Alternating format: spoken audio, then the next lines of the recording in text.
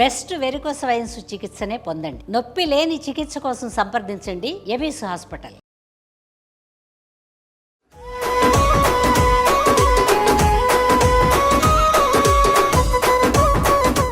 Anu's skin and hair clinic Sankranti special ఎపిసోడ్కి స్వాగతం. సంక్రాంతి శుభాకాంక్షలు రమ్మగారు. సంక్రాంతి శుభాకాంక్షలు జయ. సంక్రాంతి పండుగ ప్రతి సంవత్సరం ఒక సంవత్సరం మనం సచివానమ్మ ఆలయానికి వెళ్ళి చేసి వచ్చాము, ఒకసారి మనం స్టూడియోలోనే చేసాం, ఇంకొకసారి ఎక్కడికో వెళ్తున్నాం. ప్రతి సంవత్సరం వచ్చేదే, ప్రతి సంవత్సరం మనం మాట్లాడుకునేదే. మరి ఈ సంవత్సరం కూడా సంక్రాంతి పండుగ గురించి ఒక్కసారి ముందు మీ చిన్నప్పుడు ఎట్లా జరుపుకునేవారో చెప్పండి రమ్మగారు. ముందుగా సుమన్ టీవీ ప్రేక్షకులందరికీ సంక్రాంతి శుభాకాంక్షలు. ఏం జరిపేవాళ్ళం, సంక్రాంతి పండుగ అంటే పెద్ద పండుగ కదా జయ. అప్పుడు ధాన్యాలు అవి వచ్చే రోజులు. డిసెంబరు సాగుపడి పడేసరికి వడ్లు ఇళ్ళకి చేరుతూ ఉండేవి అందరి ఇళ్లలోనూ. సంక్రాంతికి మనం నెల ముందు నుంచి ముగ్గులు వేయటము, గొబ్బిళ్ళు పెట్టటము, తర్వాత ఈ బంతిపూలు విరగబూసేవి, గుమ్మడి పూలు ఊరంతా గుమ్మళ్ళు పాకి అన్ని చోట్ల గుమ్మడి పువ్వులే. హరిదాసులు వచ్చేవాళ్ళు. తెల్లవారుజామున నుంచి మంచు మొదలు, రాత్రి ఉండేది కాదు. తెల్లవారు 6 దాటాక స్టార్ట్, అక్కడి నుంచి 9 దాకా ఉండేది. ఆ మంచులు చీల్చుకుని వస్తున్నట్టుగా కనపడేవాళ్ళు హరిదాసులు. ఆ మంచులోనే గొబ్బిళ్ళు పెట్టేవాళ్ళం. ముగ్గులకు ఒక రకమైన పోటీ ఉండేది. సంక్రాంతి పండగ మొదలవటానికి నెల ముందు నుంచే ధను సంక్రమణం కదా. అవును. ఈ సంక్రమణానికి మనం ముగ్గులు, పీటల ముగ్గులు వేయటం. ముందు రోజు భోగి పండగ విపరీతమైన హడావిడి. సంక్రాంతికి ఇంకొక రకమైన హడావిడి నడుస్తూ ఉండేది. మేము బొమ్మలు పెట్టేవాళ్ళం, హరిదాసులు రావటాలు, గంగిరెద్దుల వాళ్ళు రావటాలు, విస్తారంగా దానాలు నడుస్తూ ఉండేవి. హరిదాసులు కూడా ఒకలాంటి పాటలు పాడేవారు కదా రమ్మగారు. అవును, వాళ్ళ పాటలే డిఫరెంట్ గా ఉంటాయి. డిఫరెంట్ పాటలు. ఇలా గుండ్రటి అక్షయ పాత్ర నెత్తి మీద పెట్టుకుని, ఈ భుజం మీద ఒక తంబూరా, చేతిలో చిడతలు, నారాయణ నారాయణ అనేవాళ్ళు. హరినామస్మరణ, అన్ని హరి సంకీర్తనలే కదా. అన్ని కూడా విష్ణుగామ గాథలే ఉండేవి అవి. అవును, పాటలు పాడుతుండేవాళ్ళు. ఒక్కొక్కళ్ళ వాయిస్లు చాలా బాగుండేవి, కంఠాలు. ఒకళ్ళు కొంచెం సుమారైన కంఠం, ఇక పాట పాడడమే. ఈ పల్లెటూళ్ళల్లో అప్పుడేమో టీవీలు అవి లేకపోవటంతో సహజమైన శబ్దాలు ఎక్కువ ఉంటాయి కదా. పొద్దున్నే కోళ్ళు, పక్షులు, ఆవులు, గేదెలు, అంబారవాలు, వాటి తాలూకు శబ్దాలు, అక్కడి నుంచి అదిలింపులు, పాలు తీసే శబ్దాలు. పాలు తీస్తుంటే దోహనం జరిగేటప్పుడు ఎలాంటి శబ్దం వస్తుంది, ఆ పాలు తీస్తున్న చప్పుళ్ళు, పాల చెంబుల చప్పుళ్ళు. పెద్దగా ఏడుపులు అవి ఉండేవి కాదు. పిల్లలు కూడా ఆ పొద్దుటిపూట ఏమిటో ఏదో ఎంగేజ్ అయ్యేవాళ్ళు. ఒక ప్రత్యేకమైన వాతావరణం ఉంటుండేది. కళ్ళు మూసుకుని జ్ఞాపకం చేసుకుంటే ఏదో స్వర్గారోహణ చేసినట్టే ఉంటుంది. ఇప్పుడు మన పరిస్థితి వేరు, ఇప్పుడు శబ్దాలు వేరు. పొద్దున్నే ఫోన్ల అలారంలు మోగుతాయి అందరిళ్లలోనూ. అలాంటి ప్రకృతి నుంచి వచ్చే సౌండ్లు మనం ఎక్కడ వింటున్నాం, శబ్దమే లేదు. సహజమైన శబ్దాలు వినే అవకాశం అసలు పూర్తిగా ఊళ్ళల్లో కూడా పోయిందమ్మా. ఊళ్ళ నిండా కూడా ఫోన్లే, ఊళ్ళ నిండా టీవీలే. దాంతో ఆ సహజ శబ్దాలని మనం కోల్పోయాం. అప్పుడు అవి ఉండేవి. ఇక గంగిరెద్దులు వాళ్ళు రావటము, ఆ గజ్జలు కట్టినటువంటి ఎద్దు పెద్ద మూపురాలు కట్టిన అవి గంగిరెడ్లు వస్తుంటే ఒక ప్రతి శోభగా ఉండేది పండగ అంటే. దానితోడు ఈ డబ్బులు వచ్చే కాలం కదా, అంటే ధాన్యాలు ఇంటికి రావటము, రైతులకి డబ్బులు రావటం. రైతులు ఎక్కువ. అప్పుడు ఏం చేసేవాళ్ళం, ఈ పిండ్లు కొట్టటము, అరిసెలు తయారు చేయడం. పండగకి 4 రోజులు 3 రోజుల ముందు నుంచే చేసుకునే. అందరిళ్లలోనూ పిండి వంటల వాసనలు, పిండి వంటల చప్పుళ్ళు, వాటికి సంబంధించిన శబ్దాలు, ఒక ప్రత్యేకమైన వాతావరణం ఉండేది. చుట్టాలు రావటము, అల్లుళ్ళు రావటము, పిల్లలు సెలవులకు వచ్చేయటము. ఎంత హడావుడు ఉండేదంటే, హడావుడు. వాళ్ళు అల్లుడింట్లో ఉన్నాడని చెప్పేసి అది ఉండి ఇది ఉండి రకరకాల జాగ్రత్తగా మెల్లిగా మాట్లాడుకుంటూ. అదే ఇప్పుడు ఆ రకమైన ధోరణి, పరిస్థితి, వ్యవహారము పోయినాయి. అయినా కూడా పండగే. అయినా కూడా అప్పట్లాగా లేదు. ఇప్పుడు కొంచెం కొత్త. ఎవరో ఒక గెస్ట్ మన వనజ గారు అంటున్నారు, ఇప్పుడు మనం ఒక ఈవెంట్ లాగా చేసుకుంటున్నాం. అవును, ఇదివరకు పండగని సంప్రదాయబద్ధంగా సహజమైనదిగా ఒక చేయవలసిన విధిగా పోయేది అప్పట్లో. అవును, ఎవరి పని వాళ్ళు చేసుకుంటూ. ఇప్పుడు ఎవరో ఒకళ్ళిద్దరు పెద్దవాళ్ళు ఆదేశించటం గాను, ఈవెంట్ లాగా, తర్వాత కెమెరాల కోసం చేసినట్టుగాను, కృతకంగా సహజమైనది ఏమీ ఉండట్లా అందులో. మరి ఇంక ఈ ఎప్పుడైతే సహజత్వాన్ని కోల్పోయామో దీంట్లో రుచి, మాధుర్యము, సుగంధము ఉండే అవకాశం కొంచెం తక్కువ. తక్కువ ఉంటుంది. పైగా స్వీట్ షాపుల వాళ్ళ దగ్గర నుంచి పిండి వంటలు బుక్ చేసుకునే ప్రక్రియ ఒకటి వచ్చింది. సొంతంగా చేసుకోవటం లేనప్పుడు అసలు పండగ అంటే వారం ముందు నుంచి 10 రోజుల ముందు నుంచి అరిసెల హడావిడి మొదలైపోయింది ఊళ్ళల్లో. ముఖ్యంగా సంక్రాంతికి. అవును, ముఖ్యంగా కొత్త వడ్లు కదా, అవునవును. కొత్త బియ్యము, ఆ కొత్త బియ్యాన్ని దంచటము, అసలు పోటు శబ్దం వింటేనే ఒక పండగ వైబ్ ఉత్సాహం. వచ్చేది. ఆ, ఆ. ఇప్పుడున్న వైబ్ అంతా టీవీలో ఉంది వైబ్, అవునండి. మనకేం లేదు. కాకపోతే ఏంటంటే ఈ ఊర్లు వెళ్ళిపోవటము, ఊళ్ళల్లో ఉన్న హడావిళ్ళు అవి కొంచెం ఉన్నాయి ఒక రకంగా. లేదని చెప్ప అప్పటిది కాదు, ఇది ఇంకో రకం అనుకో. సంక్రాంతి అనగానే మకర సంక్రమణమే మనకి ముఖ్యమైనది. మన కాలము 2 భాగాలుగా విభజించబడి ఉంటుంది, ఉత్తరాయణ దక్షిణాయనాలుగా. అవునండి. ఉత్తరాయణము పుణ్యకాలం అని చెప్తారు, దక్షిణాయనము ఉపాసనా కాలం. నిన్నటి దాకా ఉన్నాం అందులోనే మనం. ఈ దక్షిణాయనంలోనే మనకి దసరా వచ్చింది, కార్తీక మాసం వచ్చింది, మార్గశిరంలో గొబ్బిళ్ళు పెట్టే వ్యవహారం వచ్చింది. ఇవన్నీ అయ్యాక ఇప్పుడు ఏమొస్తుంది, ఉత్తరాయణ పుణ్యకాలం వస్తుంది. సూర్యుడు నెల మధ్యలో, అంటే మనం చెప్పుకునే 1 2 3 నెంబర్లునేగా 30 నెంబర్ల దాకా. అవును. ఇంచుమించుగా ఆ నెల ఇంగ్లీష్ నెలల మధ్యలో రాసుల్లోకి మారతాడు, 12 రాసుల్లోకి తిరుగుతూ ఉంటాడు. ఈ రాశి నుంచి ఈ రాశికి మారినప్పుడు సంక్రమణం అంటారు దాన్ని. ప్రతి సంక్రమణ కాలము విశేషమే. ప్రతి సంక్రమణంలోనూ పెద్దల్ని తలుచుకుని వాళ్ళకి నీళ్లు విడిచిపెట్టడం అనేది మనకి పురాతన ప్రక్రియ ఎప్పుడు ఉండేది. అవునండి. అయితే ఈ అన్ని సంక్రమణాలు చేయకపోయినా ఈ వచ్చిన మకర సంక్రమణ అప్పుడు మాత్రం పెద్దల రోజుగా పరిగణిస్తారు దీన్ని. సంక్రాంతి పండగ పెద్దల రోజు, పండుగగాను ఉంటుంది, సంక్రమణ పుణ్యతిథిగాను ఉంటుంది. ఈ ప్రత్యేక సంక్రమణంలో సూర్యుడు ఉత్తరం వైపుకి వాలి ప్రయాణించడం మొదలు పెడతాడు, వేడెక్కుతాడు, దిశ మార్చుకుంటాడు. సూర్యుడు దిశ ఎప్పుడైతే మారిందో సూర్యకిరణాలు భూమి మీద పడేటువంటి ప్రక్రియ కూడా మారిపోయినట్టే కదా. అవును, అవును. ఇప్పుడు దేవతలు కళ్ళు తెరుస్తారండి. ఇప్పుడు మెలకువగా ఉండే కాలమని వాళ్ళు నిద్ర లేచేసరికల్లా ఇప్పుడు మనం ఏం చేయాలి, పూజ పునస్కారం చేయటం, తర్వాత మనం పరిశ్రమ చేసే కాలం ఇది, పూజది. ఉపాసనా కాలం దీని తర్వాత వచ్చేది. అవును. ఇప్పుడు ఏం చేస్తాం, ఈ పండగ చేసుకోవటమా, మళ్ళీ ఇప్పుడు మొత్తం ఒడ్లు గిడ్లు ఇంటికి వచ్చేస్తాయా, మళ్ళీ భూమిని సిద్ధం చేసుకోవాలి. ఎందుకంటే నెల తిరిగేసరికల్లా మాఘం వెళ్ళేసరికి ఎండ వచ్చేస్తుంది. మళ్ళీ కొత్తగా విత్తనాలు ఇబ్బడి ముబ్బడిగా ధాన్యం రావడానికి ఇది మంచి ఆసరా, అదనైన కాలం. పైగా మనము ముందున్న కాలంలో అంతా నిద్ర, బద్ధకము, ఎక్కువ భాగం నిద్రపోవటము వాట్లల్లో గడిపి ఉంటాం. పగళ్ళు చిన్నవి, రాత్రుళ్ళు పెద్దవి. ఇవాళ నుంచి రాత్రి తగ్గటం మొదలు పెట్టేస్తుంది.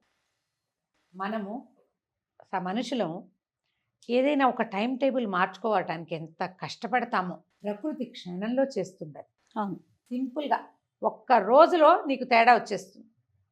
రేపటి నుంచి చూడు పొద్దున్న నిలవడం మొదలు పెడుతుంది. అవును రమ్మ గారు కదా. అవునండి. ఇది మనం అబ్జర్వ్ చేస్తే ఎట్లా ప్రకృతి ప్రతి పరిస్థితికి ఎకస్టమ్ అయ్యి ఎట్లా సర్దుకుని ఎలా సరిపెట్టుకుని ముందుకెళ్తుందో చూస్తే మన జీవితాన్ని మనం సులువుగా దిద్దేసుకోగలుగుతాం. మనం చూడు ఏ కొత్త పరిస్థితికి సర్దుకోలేము. ఏదైనా కొత్తది వస్తే దాంట్లో ఒక అడ్జస్ట్మెంట్ చాలా కష్టం. ఏదైనా సమస్య వస్తే అందులో నుంచి బయటపడడం, అధిగమించడం, మానసికంగా బలోపేతం కావడం చాలా కష్టం. మనకి ఎంతసేపు సహాయం కావాలి, లేకపోతే ఇట్లా కుంగి కునారిల్లి ఏమిటో అయిపోతాం. కానీ ప్రకృతి చూడు ఆకులన్నీ షెడ్ చేసుకుని బోడిగా నుంచుంటుంది, మళ్ళీ తయారవుతుంది, మళ్ళీ పుష్పించడానికి ఫలించడానికి సహజంగా సిద్ధమవుతుంది. యాక్సెప్టెన్సీ కనపడుతుంది ప్రకృతిలో. అవును. ఈ ఖాళీదనానికి సిద్ధంగా ఉంటుంది, దీన్ని ఒప్పుకుంటుంది, ఖాళీ అయిపోతుంది, మళ్ళీ పుష్పించడానికి మళ్ళా సహజంగా సిద్ధమవుతుంది. ఇది మనం దీని నుంచి నేర్చుకోవాలి, ప్రకృతి నుంచి. ఈ ప్రకృతిలో మారే కాలమే మకర సంక్రాంతి. ఈ రోజున పెద్దవాళ్ళకి నమస్కారం చేసుకోవటం, విశేషంగా దానాలు చేయటం చాలా మంచిది. ఓకే. పెద్దల్ని తలుచుకుని వారికి తర్పణాలు విడవటము, తర్వాత పెద్దలకు ఒక్కొక్కళ్ళ విధానం ఒక్కొక్కటి ఉంటుంది. తర్పణం విడిచే అలవాటు ఉన్న వాళ్ళు, నల్ల నువ్వులతో ఇచ్చే అలవాటు ఉన్న వాళ్ళు మాత్రమే తర్పణం విడవాలి. మీ పద్ధతుల్లో ఓ 2 ఆకులు భోజనం నిండుగా వడ్డించి పెద్దవాళ్ళ పేర్లు చెప్పుకుని బట్టలు పెట్టి దేవుడికి చూపించి ఎవరికైనా ఇచ్చే విధానం మీ దగ్గర ఉంటే మీరు ఆ విధానాన్ని పాటించండి. ఓకే. మూడోది, ఇంట్లో కూడా భోజనం వాళ్ళు పెట్టకుండా పొత్తర్లు ఇవ్వటం. బ్రాహ్మణులకి ఎవరికైనా ఒక బ్రాహ్మణాయన్ని పిలుచుకుని ఒక అయ్యగారిని పిలుచుకుని మీరు ఎవరికి ఇవ్వదలుచుకుని మీ ఇళ్లలో పద్ధతి ఉందో వారికి బ్రాహ్మణులకే ఇవ్వాలట వీళ్ళకి ఇవ్వకూడదు అలా భావించద్దు. మీరు ఎవరికైనా. ఎవరికి ఇచ్చే విధానం ఉంటే వాళ్ళకి స్వయం పాకం ఇవ్వటం ఈ రోజున చాలా మంచిది, విశేషమైనది. ఓకే. మనకు అలవాటు ఉంటే ఏ ప్రక్రియలు అలవాటు ఉంటే ఆయా ప్రక్రియల్ని ఇంట్లో చేసుకోవాలి. ఇది తండ్రులు ఉన్న వాళ్ళు చేసేది కాదు. తండ్రులు పెద్ద పరలోకగతులైన వాళ్ళు కుమారులు చేయవలసింది. ఓకే. మీకు ఆసక్తి ఉంటే మీ నాన్నగారు చేయకపోతే వారికి చెప్పి చేయించండి. మీ ఇంట్లో ఆ పద్ధతి పురాతనమైనది ఉంటుంది. కజిన్స్లో పెద్దవాళ్ళని కనుక్కుంటే తెలుస్తుంది. అవును. ఇది మొదలు. ఈ రోజున సంక్రమణంలో తలంట్లు పోసుకోరు, ముందు రోజే తలంటి పోసుకుంటాం మనం. కాబట్టి ఈ రోజున తలస్నానం లేదు, ఊరికే అపవిత్రవా చెప్పుకోవాలంతే. అయినా దీంతో పాటు బొమ్మలు పెడితే దానికి పేరెంటాలు అవి చేస్తాం. పూర్వం మా చిన్నప్పుడు మా అక్కయ్య అంటుంది, మేము మా ఇంట్లో ఈ పిండి వంటలు అవి చేసేవాళ్ళు కాదట. సంక్రాంతి నాడు కనుమ నాడే గారెలు పాయసాలు అవి చేసుకునేవాళ్ళట. నాకు ఊహొచ్చాక నాకు తెలియదు. మా పైగా అరిసెలు గిరిసెలు చాలా చేసుకునేవాళ్ళం, పొంగల్ చేసేవాళ్ళు, ఇవి తినేసేవాళ్ళం. నాకు జ్ఞాపకం లేదు. ఏదో సందర్భంలో మా అక్కయ్య అన్నది, మా చిన్నప్పుడు తిథి నాడు ఏం చేస్తారో ఆ వంట చేసేవాళ్ళు. సంక్రాంతి పండగ నాడు తాతగారు తర్పణాలు విడిచేవాళ్ళు. ఆ రోజున పాయసాలు అంటే విశేషంగా సరదాగా చేసుకునే వంటలు కాదు, పెద్దవాళ్ళకి పెట్టదగిన వంటనే వండేవాళ్ళట ఇది వరకు. అదేలేండి, తెలీదు, నాకైతే తెలీదు, కానీ నేను వింటున్నాను ఈ మధ్య పెద్దవాళ్ళు 2-3 చెప్పడం. మా అక్కయ్య కూడా అలాగే చెప్పింది. ఎవరి పద్ధతి ఎట్లా ఉంటే అట్లా చేసుకోవచ్చు. ఈ రోజున స్నేహితుల్ని కలుసుకోవటం, ఎవరికైనా ఏదైనా దానం చేయటం, ధాన్యం కానీ, నువ్వులు కానీ, వస్త్రాలు కానీ, విసినికర్రలు కానీ, మంచినీళ్లు పట్టుకునేందుకు సరిపడా బాటిల్స్, ఇప్పుడైతే సీసాలు వచ్చాయి కదా, ఏదైనా పాత్రలు కానీ అవి దానం చేయొచ్చు. అవన్నీ మంచి ఫలితాన్ని ఇస్తాయి. దుప్పట్లు, కంబళ్ళు, చెప్పులు అలాంటివి కూడా దానం చేసుకోవచ్చు.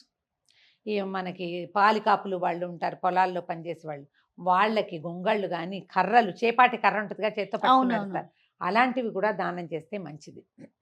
చెరుగ్గడలు దానం చేయటం మంచిది. ఎవరెవరికి ఏ అవకాశాలు ఉండి ఏం చేయగలిగితే అది చేసుకోవటం.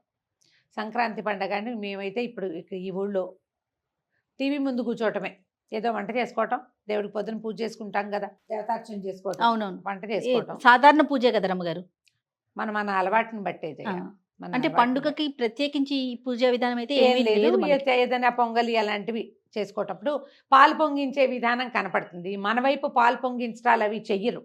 అవును, ఇదంతా పొంగల్ అని ఎందుకు వచ్చింది, వాళ్ళు పొంగళ్ళు పెట్టుకుంటారు కాబట్టి.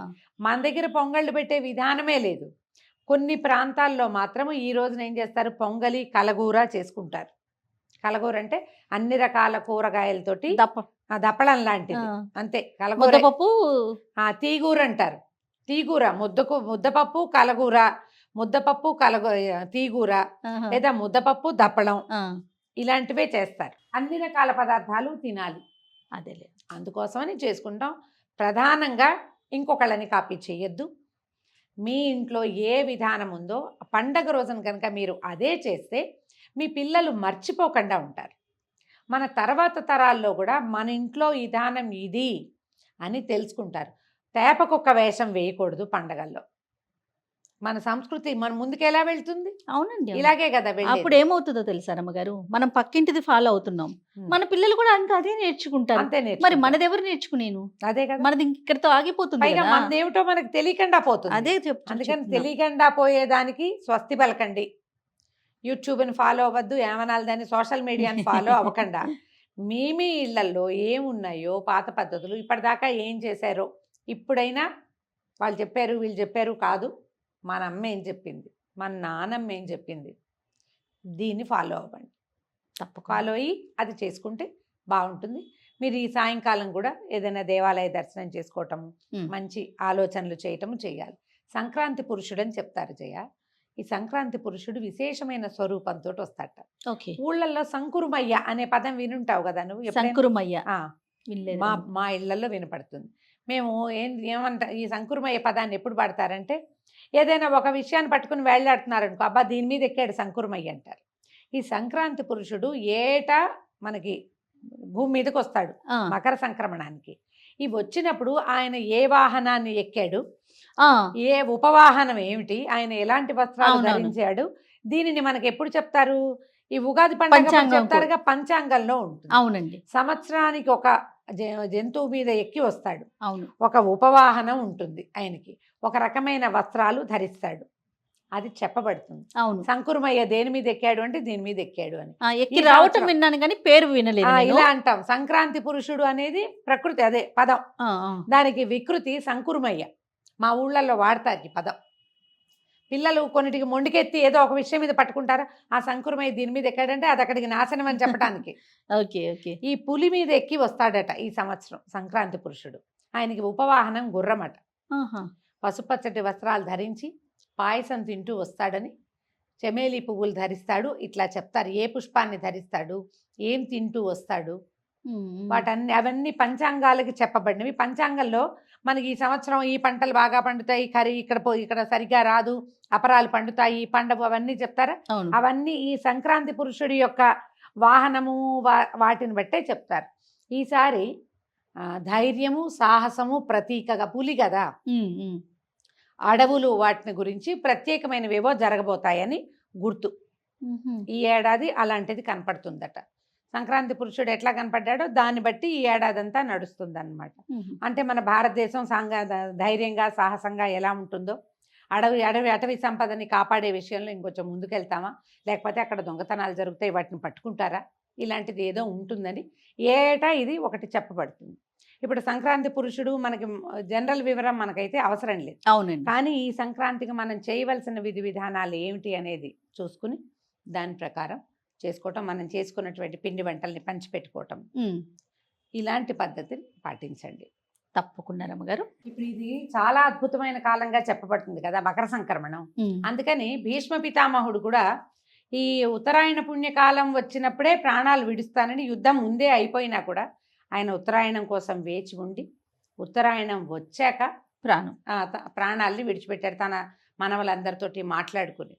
ఇది ఇక్కడి నుంచి మొదలు. ఇప్పుడు చూడు, ఇక్కడి నుంచి 6 నెలల పాటు ఉత్తరాయణం నడుస్తుంది, తర్వాత మళ్ళీ దక్షిణాయనం మొదలవుతుంది. వీటితోటే మన పండగలు అన్నీ కూడా స్థిరపడి ఉంటాయి. ఇప్పుడు సంక్రాంతి పండుగ తర్వాత మనకి మాఘమాసం వస్తుంది. మాఘం విశేషమైంది. ఒక్కొక్క నెల ఒక్కొక్క రాశి మారుతాడు కదా. ఇప్పుడు మకర రాశితోటి మారాడు కాబట్టి దీన్ని మకర సంక్రమణ అంటాం. ఇప్పుడు దీనికి ఏం చేస్తారు, మనకి అయ్యప్ప దగ్గర మకర జ్యోతిని చూడడం ఇవన్నీ కనపడతాయి. అయ్యప్పది ప్రత్యేకమైన వాళ్ళు వెళ్ళినా కూడా మన వరకు మనం ఏం చేస్తామంటే ఊర్లలో మనకి ఏ విధానాన్ని పాటిస్తామో అట్లా చక్కగా అందరినీ కలుసుకోవటము, దేవాలయాలకు వెళ్ళటము, చక్కగా అవన్నీ వండుకోవటము, పెద్దవాళ్ళని స్మరించుకోవటము, దానాలు చేయటము, సంతోషంగా గడపటమే ఈ మకర సంక్రాంతి పండుగ రోజున చేయవలసిన విధి. రైట్ రామగారు. అయితే అనుస్ తరపు నుంచి సంక్రాంతి పండుగ సందర్భంగా ఒక గిఫ్ట్ హ్యాంపర్ అండి మీకు. అనుస్ తరపున మీకు ఒక చిన్న గిఫ్ట్ హ్యాంపర్ రామగారు. Thank you Jaya.